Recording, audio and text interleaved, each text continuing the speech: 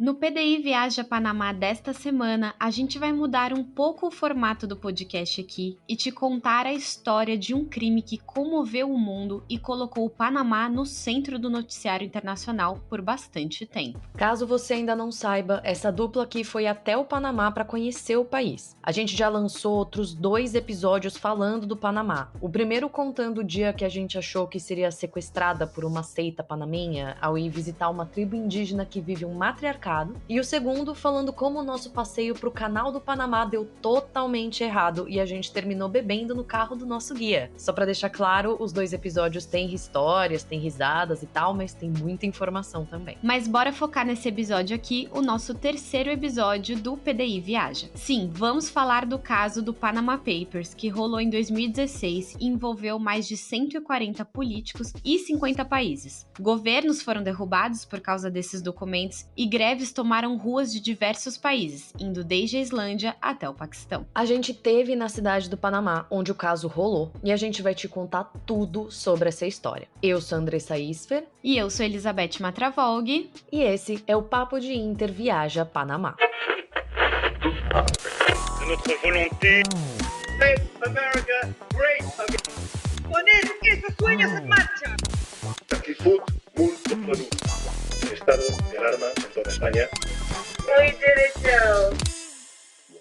Abril de 2016, cidade do Panamá, capital do país panamenho, América Central. Calor, como sempre. A gente esteve lá e quando a gente fala que lá faz calor, cara, faz mesmo. Afastado do centro histórico da cidade do Panamá, fica a espécie da Faria Lima ou centro comercial da cidade. É uma região de prédios enormes, altos, onde a cidade parece Miami. De fato, a diferença entre o centro antigo da cidade, onde a gente ficou hospedada, e essa região é gritante. No caminho do aeroporto para o hostel já dá para ter uma noção da diferença entre as regiões da cidade. De um lado, uma Miami misturada com Nova York, com avenidas largas, viadutos para lá e para cá e prédios gigantescos, todos envidraçados, com formatos diferentes e modernos. Do outro, ruas estreitas, dessas que mal conseguem passar um carro e pedestres ao mesmo tempo, casinhas pequenas, prédios pequenos, com fachadas bem antigas, do estilo clássico mesmo. Foi em um desses grandes prédios da parte estadunidense do Panamá que um homem conseguiu hackear os arquivos da empresa Mossack Fonseca, um escritório, na verdade, de advocacia. Desses bem chiques, com uma placa enorme de vidro gravado com o nome dos sócios na porta.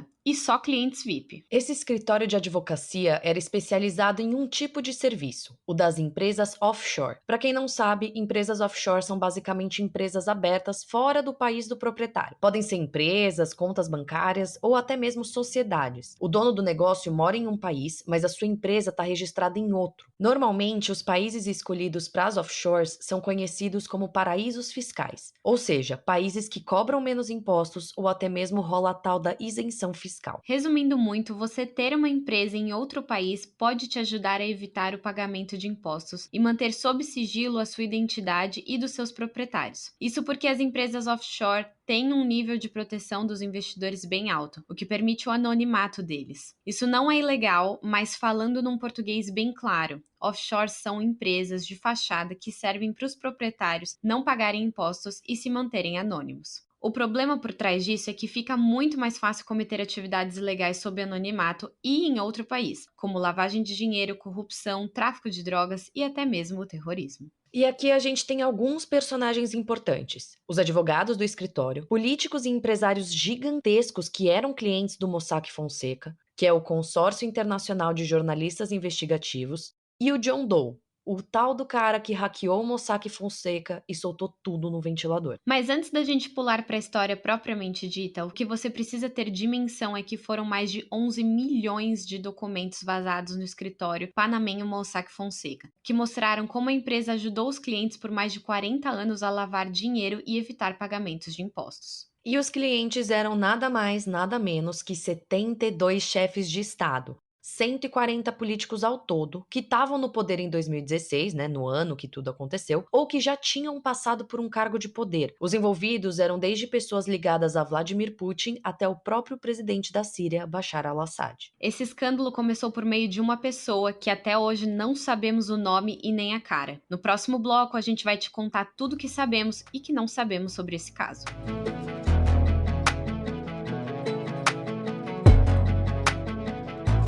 Era 2014 e um homem, que até hoje a gente não sabe quem é, de onde é e como é, contatou 2 jornalistas do jornal alemão, que vai ser muito difícil eu dizer esse nome, não sei como eu vou fazer isso. Não vai rolar. Enfim, de um jornal alemão, tem um nome difícil, começa com S e o segundo nome começa com Z, é isso, E soltei é sem correndo. impossível de pronunciar e seguimos assim. Sudeu-Zeitung. Uau.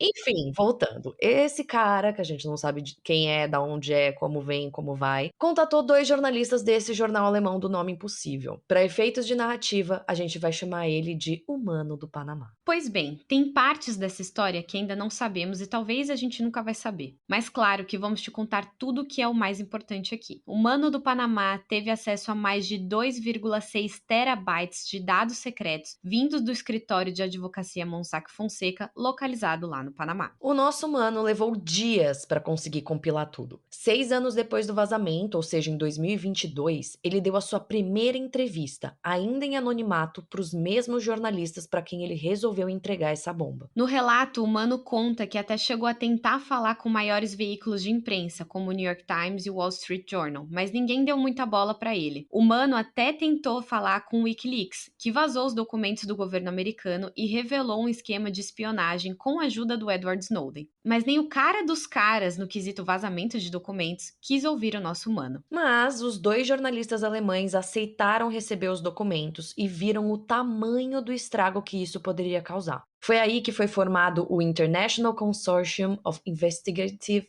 Journalists. Aí pronto. Agora também tenho que tirar o inglês avançado do currículo. Mas esse a gente sabe falar.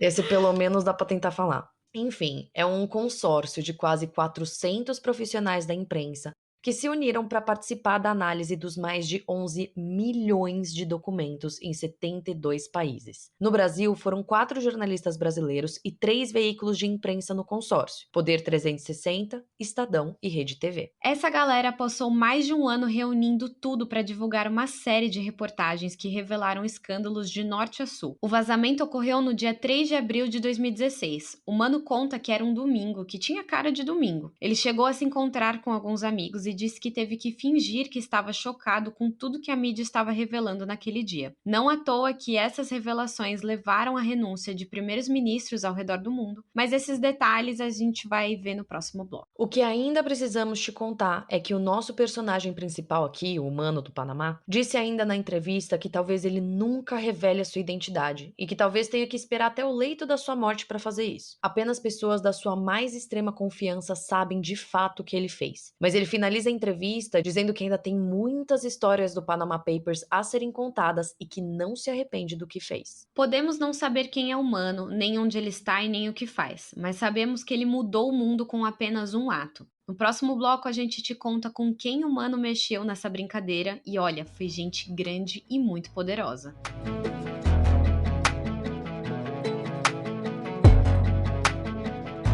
No começo desse episódio, a gente já te deu um pequeno spoiler de que 140 políticos de 50 países foram mencionados no Panama Papers. Mas o que a gente deixou para esse bloco foi citar de fato o que dizem as investigações do caso e quem tá metido nisso aí. Quer dizer, né? Te dar um resumo de quem tá metido nisso aí. O primeiro país a ser afetado foi a Islândia. O primeiro-ministro da época, e aqui eu com certeza vou pronunciar esse nome errado, é o Sigmundur Gunnlaugsson. Deve ser algo do tipo.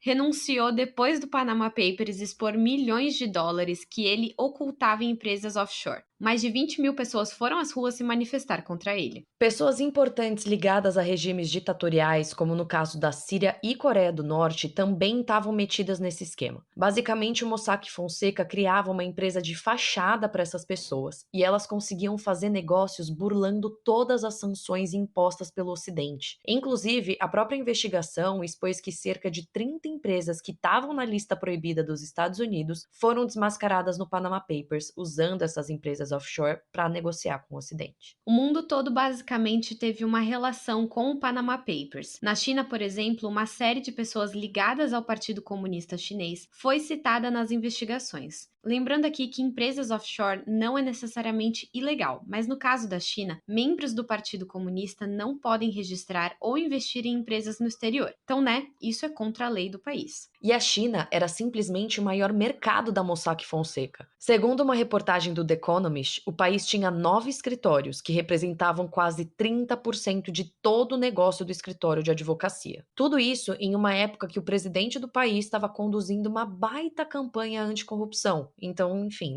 a imagem dele ficou bem feia. A Rússia também foi citada nas investigações, não o Putin diretamente, mas membros bem próximos dele, como padrinhos das filhas do Putin, que aparentemente teria movimentado 2 bilhões de dólares por meio de empresas offshore enquanto trabalhava como violoncelista. A gente nem sabia que essa palavra existia, diríamos aqui que seria uma pessoa que toca violoncelo. Mas beleza. E assim, o cara tinha participação em uma agência de publicidade televisiva da Rússia e em um banco que, segundo os americanos, seria o banco pessoal do Putin, entre aspas aqui. Tudo isso sem ninguém saber. Inclusive, lembra daquela entrevista que a gente comentou que o Mano deu para os alemães em 2022? Ele fala justamente num cenário em que já existia a guerra da Ucrânia e ele afirma, abre aspas, que o Putin é uma ameaça maior aos Estados Unidos do que o Hitler jamais foi e empresas de fachada são suas melhores amigas, fecha aspas. Ele diz ainda que as empresas offshore financiam os militares russos que estão na batalha da Ucrânia. Aproveitando que a gente citou a Ucrânia aqui, ela também não ficou de fora do Panama Papers. Petro Poroshenko,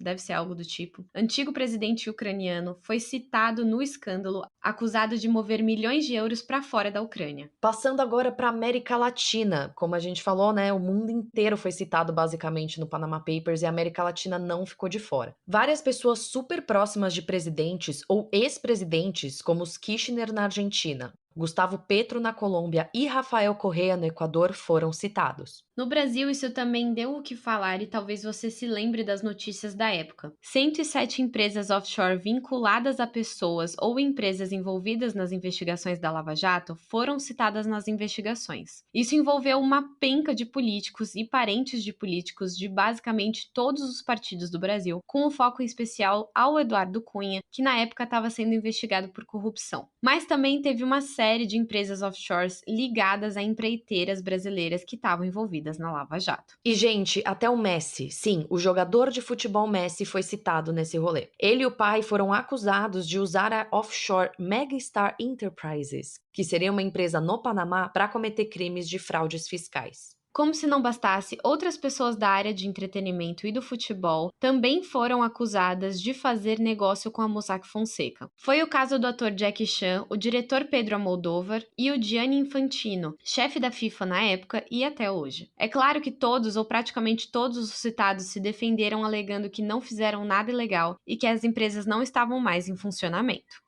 Como a gente comentou aqui, foi muita gente citada no Panama Papers, então a gente não teria como te falar exatamente tudo que foi dito sobre cada um deles. Mas, enfim, se o Covid gerou uma série de teorias da conspiração, o Panama Papers não seria diferente. No próximo bloco, a gente vai te contar todas as especulações em torno do caso e, spoiler, a Rússia tá metida nesse rolê.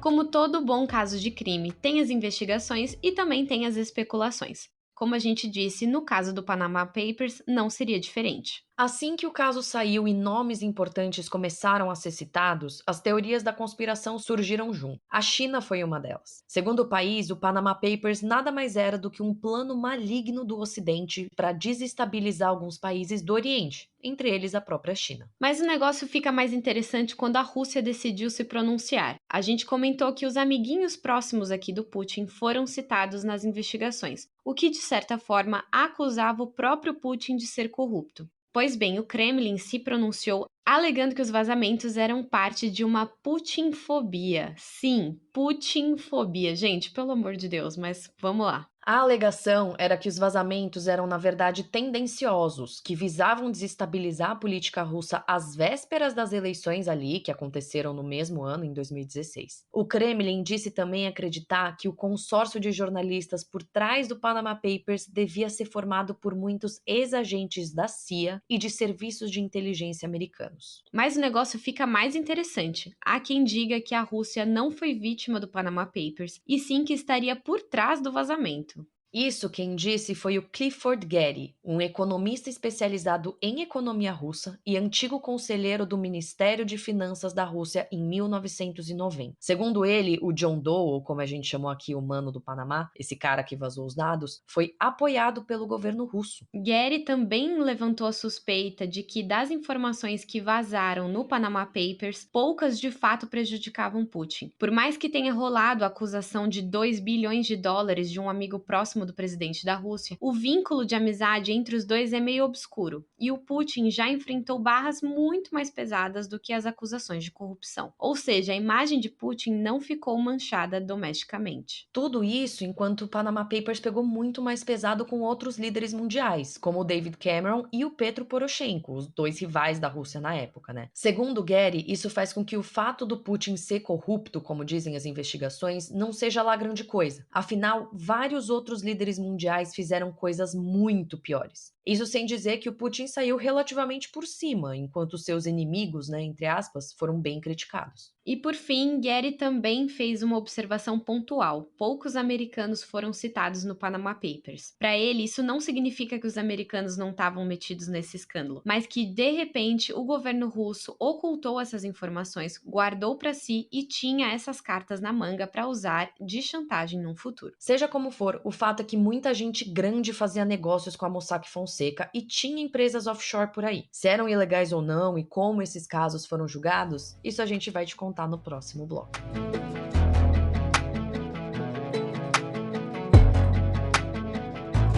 Em abril deste ano, fez 7 anos desde que o vazamento do Panama Papers tomou conta do mundo. Desde então, as revelações, processos e novas regras conseguiram recuperar mais de 1,3 bilhões de dólares. Sim, já é uma baita grana, nada comparado com o que conseguiram roubar em todos esses anos, mas já é alguma coisa. Nesse bloco, a gente vai te atualizar do que rolou até agora com a galera que foi denunciada. Começando, claro, pelos personagens principais aqui dessa história. Começando, claro, pelo personagem principal aqui dessa história, a Mossack Fonseca. Eles não sobreviveram ao escândalo e fecharam 2 anos depois do vazamento. A empresa tinha 2 fundadores, o Ramon Fonseca e o Jürgen Mossack, que é da onde vem o nome, obviamente. Os dois seguem no Panamá, o Mossack sumiu do mapa, mas o Fonseca seguiu ativo no Twitter e posta altas teorias da conspiração sobre o Panama Papers e também claramente sobre o Covid-19 como um bom conspiratório.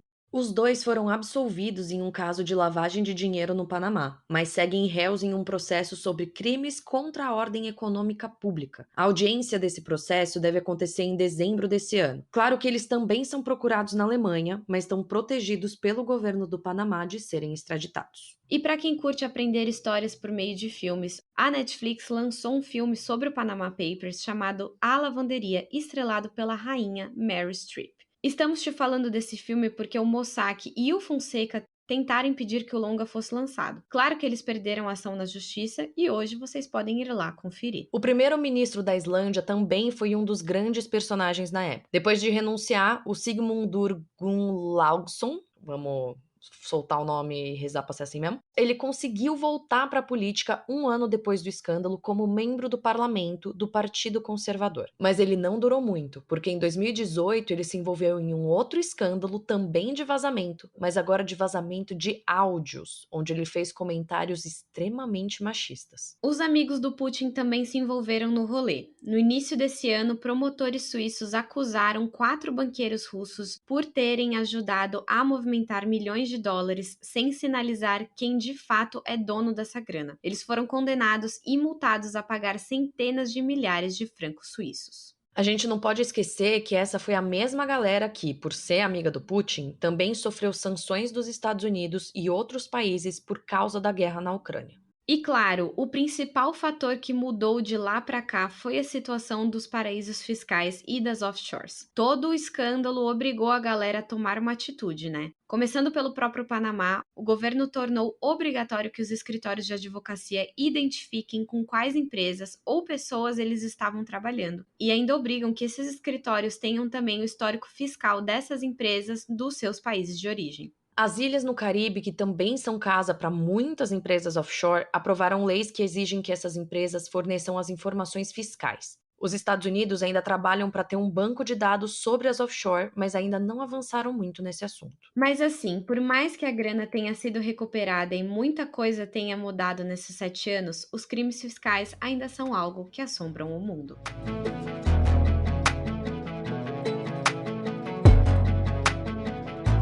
E com isso a gente encerra mais um episódio do Papo de Interviaja versão Panamá. Esse foi o nosso primeiro episódio com um tom um pouquinho diferente, uma construção um pouquinho diferente, tentando falar meio numa pegada mais true crime, assim. Então, se você gostou, não esquece de ir lá no nosso Instagram, no @Papo de Interpodcast, tudo junto, e mandar uma mensagem pra gente, dizer o que você achou, se você gosta de episódios assim, se você gostaria de ver mais episódios assim. Ou enfim, só segue a gente lá, a gente também posta toda semana Reels contando o que tá rolando ao redor do mundo. Então são vídeos curtinhos pra te contextualizar das principais notícias de internacional. E é óbvio que a gente também tá presente no TikTok, no @Papo de Inter. É isso mesmo, e além das nossas redes sociais, você ajuda a gente ouvindo esse podcast aqui pela Aurelo. A Aurelo é uma plataforma muito bacana que remunera os podcasters a cada clique. Você pode ouvir a gente por lá pelo aplicativo deles, também você pode acessar pela web, e também você pode conhecer nossos planos de apoio, que é uma forma de você apoiar esse projeto que a gente faz com tanto carinho. Então é só acessar lá, ver os nossos planos, ou também ver o valor que você quer doar pra gente, que a gente vai continuar aqui produzindo conteúdos de qualidade e,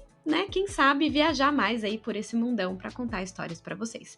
Então é isso, e claramente eu também tava esquecendo aqui, desculpa, perdão, olha o crime, não podemos deixar de agradecer os nossos apoiadores, essa galera que já apoia a gente e que já dá uma super força pro Papo de Inter. Então nosso super obrigado sempre. E é isso, gente, então até o próximo episódio. Betinha falou tudo, muito obrigada aos nossos apoiadores. Quem ouviu o episódio até aqui, manda Mano do Panamá nas redes sociais, comenta no nosso próximo Reel, enfim, comenta lá, Mano do Panamá, quero ver mesmo. Obrigada, gente, até o próximo episódio. Até mais!